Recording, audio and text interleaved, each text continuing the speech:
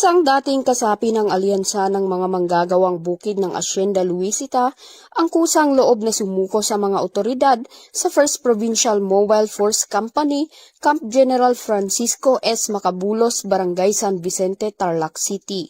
Kinilala ang sumuko na si alias Loy, 45 anyos, magsasaka at residente ng Barangay Lourdes, Tarlac City.